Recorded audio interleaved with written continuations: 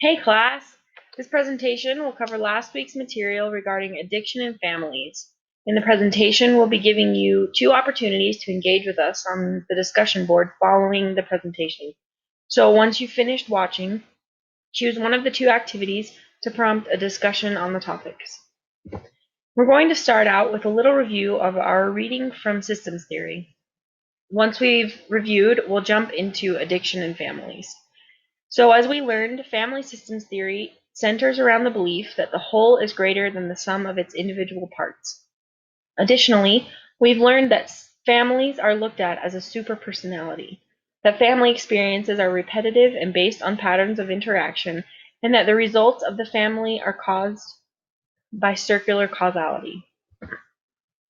Before we can really grasp what addiction does to the family unit, though, we have to understand what addiction does to the addict.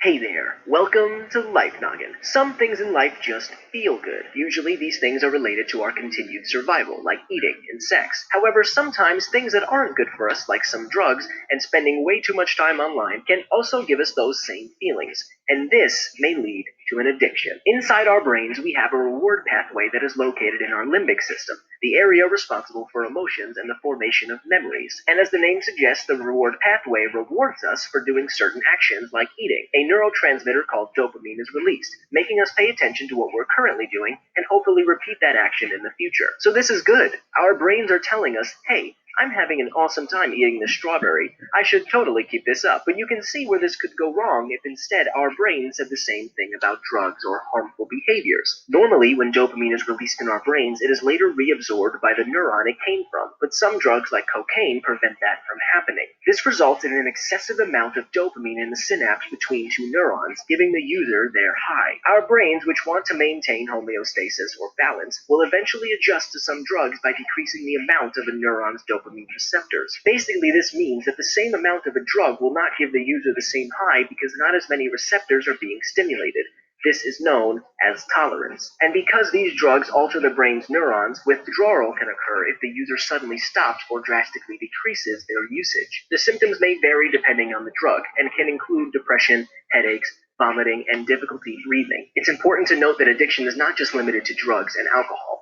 Behaviors such as compulsive gambling can stimulate the brain's reward system in similar ways. But there is always a silver lining somewhere. Drug and behavioral addictions can be overcome. And if you know someone that needs help, check out the links in the description. Domain.com is the place to go. That video helps address the powerful effect addiction has on the literal and physical anatomy of the brain, and we were also able to see a real-world example of that in the video we watched last week about Lauren and Daniel's story. So here we have a version of the addiction cycle. Lauren shared the story about chocolate in her presentation as a way to describe the instantaneous way in which an addict receives pleasure from acting out. Using that example as a guide, we can better understand why powerful words in this cycle, like craving and using, matter to the addiction cycle. Again, think back to those neural pathways and neuroreceptors. Daniel described his neural pathway associated with his addiction as a superhighway that's embedded and well-traveled. Now, to relate this to family systems theory, we learned about circular causality and then roles in addicted families. Daniel and Lauren shared in their video presentation that their individual cycles revolved around one another constantly. Daniel, who played the role of victim in his family, had the cycle of addiction. His had items like isolation and acting out in it, while Lauren, who played the role of codependent and hero, had items like hurt and frustration, and distraction with school and work. Though specific items in their personal cycles were different based on their roles, they each influenced one another continuously. This idea of continuous influence is the reason circular causality makes sense. Therefore, even when Daniel was doing better, Lauren was still influencing him, and vice versa.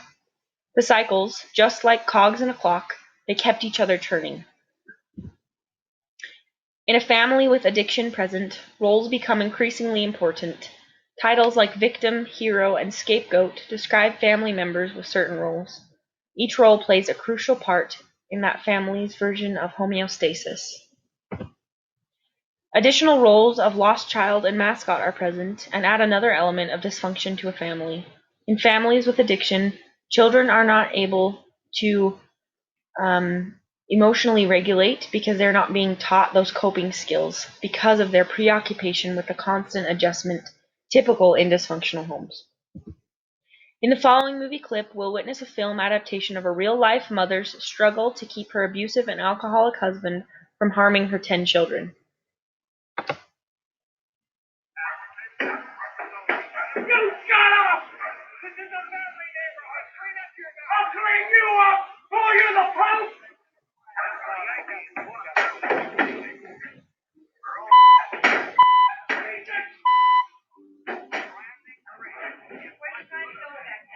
This is too big for this house. You're gonna hurt your back, Dad. Why don't you wait until the morning? I want this thing out of the house right now! I want it out! I want it out! And whoever brought it in! All right, I'll see what I can do.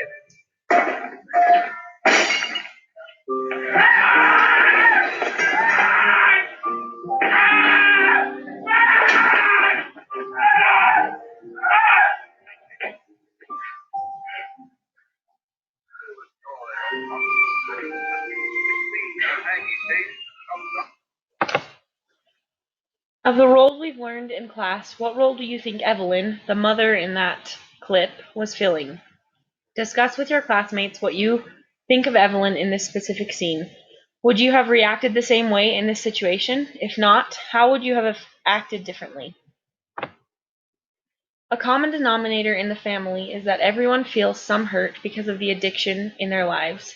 Addiction doesn't just affect the victim, but every member of the family unit. Addicts commonly believe their choices are only hurting them as the individual. However, we've learned that every member of the family is changed because of these dysfunctional habits that follows along with the addict. In order for the family to heal, not only does the addict need to overcome their vices, but each family member needs to personally heal and forgive the addict. The following clip may have been used for a laugh, but the 30-second Allstate ad speaks volumes about addiction in the family. What were some things you noticed from the father's communication with his family? It's okay that everybody ignores me when I drive. It's fine, because I get a safe driving bonus check every 6 months I'm accident free. Because I don't use my cell phone when I'm driving, even though my family does and leaves me all alone. Here's something else. I don't share it with Mom. I don't. Right, Mom? I have a brand new putter you don't even know about. It's awesome. Safe driving bonus checks only from Allstate. Sometimes I leave the seat up on purpose. Switching to Allstate is worth it. The effects of addiction on the family vary, from low self-esteem in children to reduced intimacy in marriage. Additionally, children are more prone to feelings of loneliness and fear of abandonment, while spouses struggle through a lack of or difficulty in communicating. This further supports the conclusion that addiction doesn't just affect the addict or victim. In conclusion, it's important to remember that addiction in families is usually catastrophic. Relating back to Lauren and Daniel's story, we can see that acting out has the potential for legal action and lasting effects. Additionally, it didn't just affect Daniel and Lauren, but their parents, siblings, and community members as well. Addicts are going through physiological changes that need to be understood by the family. Lauren's aha moment with Daniel's condition was hearing the chocolate analogy. After that, she was better able to comprehend his struggles. Each family member takes on a role to cope with the dysfunction. In the case of Lauren and Daniel, she was being a codependent partner through excessive policing and unnecessary guilt, as well as a hero by trying to throw herself into schoolwork and putting on the facade that her and Daniel were not struggling. Daniel took on the role of hero as well as victim by pretending to have it all together in his life and marriage, while defectively coping with his emotions through the use of pornography. Addiction doesn't just affect the addict. In Daniel and Lauren's life, he was eventually put on probation and faced jail time due to his actions. His became a public problem and required counseling and other support systems to overcome. Thank you for watching, and don't forget to participate in our discussion questions.